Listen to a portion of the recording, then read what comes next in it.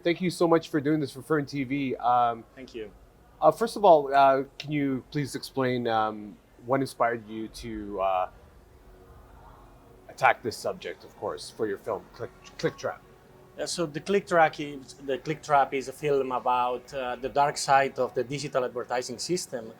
We talk about an industry that worth trillions of dollars, and that is a very important segment of the modern economy. And I think that we all are aware that sometimes ads are following us. No, you look Yeah. for Costa Rica, and then there is an ad of a resort from Costa Rica following you for 2 weeks. So I was aware of digital ads, but I wasn't aware of how big is the industry. We are talking about a system that is very opaque, that it's under control of a handful of unregulated companies. Yeah. And the opacity of the system allows many bad actors to use it for nefarious reasons. So, for example, in the documentary, we talk about the scammers that use the digital ads to target their victims. They look for vulnerable people and they create these massive campaigns to scam people. And also we expose how disinformation and misinformation creators and hate spreaders use the system not only to spread their message but also to make money from it. So, how do you feel about the moral compass of corporations getting behind disinformation and sponsoring that disinformation, of course, and making money off of it? Like, how do you feel about the morality of that? So, Yeah, so the programmatic advertising system is really complex, and even people who works on digital advertising, they don't understand exactly how it works and where the ads appear and where all the money is going. So this opacity makes that if you're a brand, even if you're spending millions of dollars on advertising on platforms, it's very difficult for you to know where your ads are appearing. yeah. And as a consequence, you have people, for example, denying climate change, making money from multinational companies, from very big corporations. But many times the companies don't know that they are funding this kind of people. Are you surprised at how sophisticated the technology in terms of advertising is nowadays? Definitely, it's a really complicated system. I think that many of the consequences that we have today are unintended consequences. I think that before the internet, if you wanted to publish an advertising, there was like a human transaction, no? Yeah. Between the advertiser and the newspaper or the TV channel or the radio station. But this system has been automated totally, and this automatization is what makes really difficult to monitor it. And Yeah. so for me, it's like the system is kind of out of control a little bit.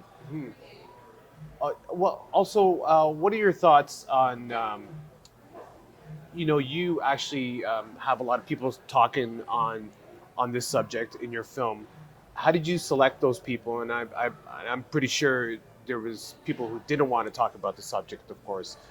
Can you talk about that process a little bit? Yeah, one of the big challenges from the very beginning, and it was part of the conversation with the producers and with with the rest of my team.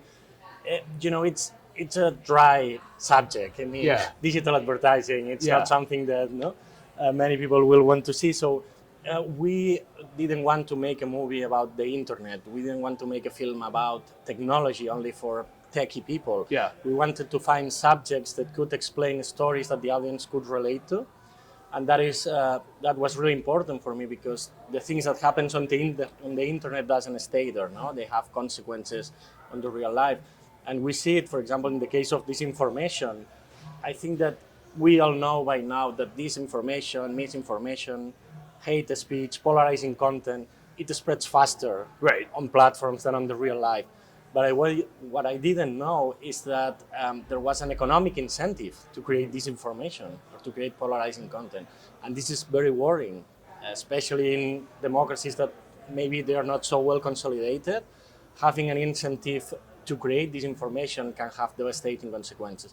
So we wanted to find the world leading expert on all these subjects so the audience can understand, the big picture of the topic. Now you mentioned something about scammers, and scamming right now in this day and age is very sophisticated as well. Um, can you elaborate a little bit more on that and how you implemented that in the film as a big worrying point, a big red flag, of course? Yeah.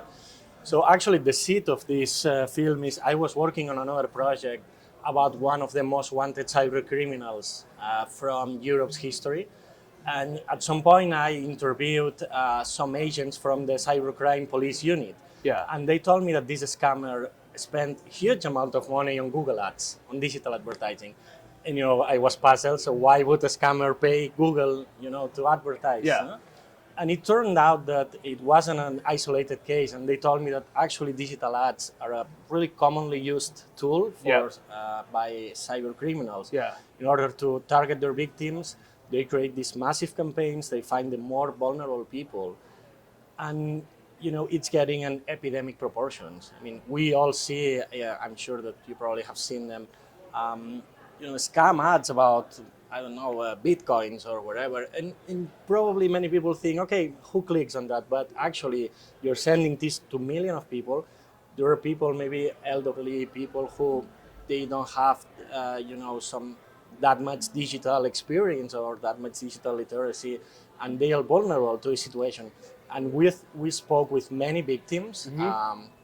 Eventually, we just selected one of them to appear in the film. Yeah. But it has devastating consequences. Even some of them has committed suicide. Yeah. Oh, wow. Yeah, as a result of clicking on an ad, on a platform, and then falling into a scam.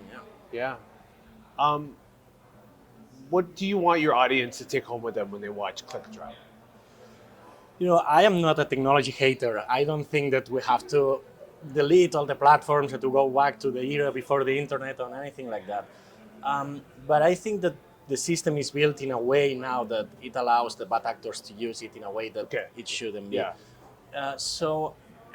But I want to end, and the film ends with a message of hope, because I think that there's one of the contributors in the documentary that says this system was built for us, to communicate for us. Yeah. And I think that we all together can change it and can make the internet a better place.